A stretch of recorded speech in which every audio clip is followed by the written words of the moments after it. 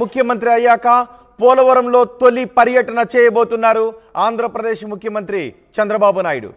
తిరిగి సోమవారం పోలవరం పద్ధతికి శ్రీకారం చుట్టారు. 2014లో ఆయన ముఖ్యమంత్రి అయ్యాక పోలవరం ప్రాజెక్టు సందర్శన రెగ్యులర్గా ప్రతి వారం ఆయన చేసేవారు. ప్రతి సోమవారం పోలవరాన్ని సందర్శించేవారు. తిరిగి మళ్ళీ సోమవారం పోలవరం పద్ధతికి శ్రీకారం చుట్టారు. ప్రాజెక్టు పనులను చంద్రబాబు పరిశీలించబోతున్నారు. ఉదయం 11 గంటలకు ఉండవల్లిలో ఆయన నివాసం దగ్గర నుంచి చంద్రబాబు పోలవరానికి బయలుదేరబోతున్నారు. 12 గంటల నుంచి 1:30 వరకు పోలవరం ప్రాజెక్టును సందర్శిస్తారు ముఖ్యమంత్రి చంద్రబాబు. 2:05 నుంచి 3:05 వరకు పోలవరంపై అధికారులతో రివ్యూ నిర్వహిస్తారు. 3:10 నుంచి 3:40 వరకు మీడియా సమావేశాన్ని నిర్వహిస్తారు. 4 గంటలకు పోలవరం నుంచి ఉండవల్లికి తిరుగు ప్రయాణం అవుతారు. సీఎం పర్యటనకు ఏర్పాట్లు పూర్తి చేశారు అధికారులు. ప్రాజెక్టు దగ్గర ఏర్పాట్లను మంత్రి నిమ్మల రామానాయుడు పరిశీలించారు. సీఎం అయ్యాక చంద్రబాబు తొలి పర్యటన కావడంతో పగడ్బందీ ఏర్పాట్లు చేశారు. పూర్తి సమాచారం పోలవరం ప్రాజెక్టు దగ్గర నుంచి మా ప్రతినిధి ప్రకాష్ అందిస్తారు. ఎస్ ప్రకాష్, మీతో మాట్లాడే ముందు ఒకసారి నిమ్మల రామానాయుడు అక్కడ ఏర్పాట్ల గురించి మాట్లాడారు. నిమ్మల రామానాయుడు ఏం మాట్లాడారో చూద్దాం. ఆంధ్రప్రదేశ్ రాష్ట్రంలో ఒక కరువు రహిత రాష్ట్రంగా మార్చేటువంటి ప్రాజెక్టు పోలవరం ప్రాజెక్టు. ఈ రాష్ట్రానికి ఒక వరం పోలవరం ప్రాజెక్టు. ఈ రాష్ట్రానికి ఒక జీవనాడి పోలవరం ప్రాజెక్టు. అటువంటి పోలవరం ప్రాజెక్టుని 2014, 2019 ఆ రోజు ముఖ్యమంత్రిగా చంద్రబాబు నాయుడు గారు ప్రతి సోమవారాన్ని పోలవరం అనేటువంటి పేజీగా మార్చుకుని ఆ రోజు 5 సంవత్సరాల్లో 72% పోలవరం ప్రాజెక్టుని పరిగెత్తించి పనిచేసినటువంటి పరిస్థితి మనందరం కూడా చూసినటువంటి పరిస్థితి. అది దురదృష్టవశాత్తు జగన్మోహన్ రెడ్డి గారు అధికారంలోకి వచ్చిన తర్వాత ఈ 2019, 2024 5 సంవత్సరాల్లో 2% కూడా పనులు పూర్తి చేయకపోవడమే కాకుండా చంద్రబాబు నాయుడు గారి హయాంలో జరిగినటువంటి పనులు కానీ మరి అవన్నీ కూడా మరి నిర్వీర్యం చేయడం, ఒక రకంగా విధ్వంసం. మరి ఈవేళ చంద్రబాబు నాయుడు గారి పనులన్నింటినీ కూడా జగన్మోహన్ రెడ్డి చేయడం చాలా దురదృష్టకరమైన విషయం. ఎందుకంటే పర్టికులర్గా 2019లో జగన్మోహన్ రెడ్డి గారు అధికారంలోకి వచ్చిన తర్వాత మరి ఆయన ఏదైతే ఇక్కడ పనిచేస్తున్నటువంటి ఏజెన్సీలు ఏవైతే ఉన్నాయో వాటన్నిటినీ కూడా ఏకపక్షంగా రద్దు చేయడంతో ఏదైతే రివర్స్ టెండరింగ్ పేరు చెప్పి సంవత్సరం పాటు ఇక్కడ ఏ విధమైనటువంటి పనులు చేపట్టినటువంటి స్థితిలో మరి ఏదైతే పోలవరం ప్రాజెక్టుకి సంబంధించి, ఎందుకంటే ఇది అత్యంత క్రిటికల్ ప్రాజెక్ట్. ఇది పోలవరం ప్రాజెక్టు సీజన్కి మార్పులు వస్తూ ఉంటాయి.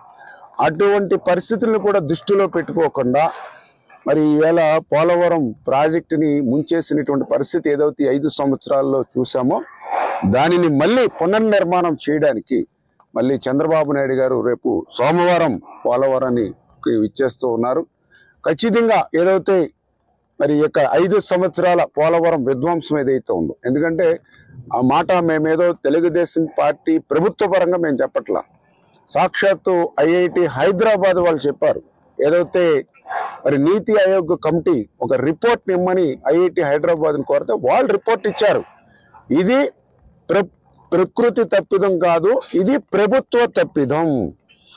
ఏదైతే ఉన్న ఏజెన్సీని ప్రత్యామ్నాయ ఏర్పాట్లు లేకుండా రద్దు చేయడం ద్వారా ఏదైతే 2019కి ఇంకొక 2 నెలల్లో అంటే మే, జూన్, జూలై నెలకల్లా పూర్తవ్వాల్సినటువంటి ఎగువ కాపర్ డ్యామ్ని పూర్తి చేయకపోవడం వల్లే 2020 ఆగస్టులో వచ్చిన వరదలకే డయాఫ్రమ్ వాళ్ళు దెబ్బతింది.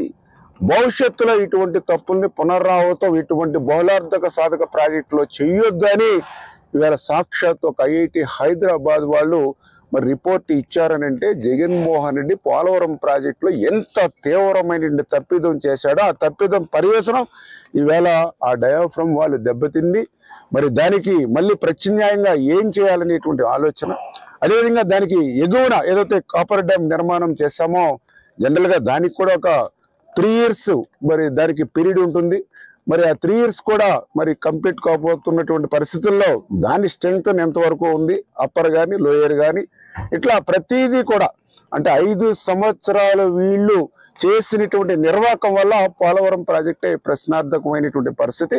అందుకే చంద్రబాబు నాయుడు గారికి, ఎందుకంటే ఆయన ఏదైతే ఆంధ్రప్రదేశ్ రాష్ట్ర విభజన జరిగినటువంటి పరిస్థితుల్లో 13 చిన్న జిల్లాల ఆంధ్రప్రదేశ్ రాష్ట్రాన్ని మళ్ళీ ఒక వ్యవసాయక రాష్ట్రంగా తయారు చేయాలి, రైతాంగాన్ని కాపాడుకోవాలనే ఆలోచనతోటే పోలవరం ప్రాజెక్టుకి ఆ రోజు పెద్దపీట వేశారు. అందుకే మళ్ళీ ఆ పోలవరాన్ని మళ్ళీ పునర్నిర్మాణం ఏ రకంగా చేయాలి, ఎక్కడెక్కడ ఏ రకంగా తప్పిదాలు చేశారు, ఇవన్నీ కూడా పరిశీలించి క్షుణ్ణంగా ఆయన క్షేత్రస్థాయిలో ఆయన పదవీ బాధ్యతలు ముఖ్యమంత్రిగా ప్రమాణ స్వీకారం చేసిన తర్వాత రాష్ట్రంలో ఫస్ట్ విజిట్, మొదటి క్షేత్ర పరిశీలన పోలవరం ప్రాజెక్టుకు వస్తూ ఉన్నారని అంటే ఆయన వ్యవసాయం పట్ల, రైతాంగం పట్ల ఆయనకి ఇస్తున్నటువంటి ప్రాధాన్యత ఏంటనేది మనకు అర్థమవుతుంది.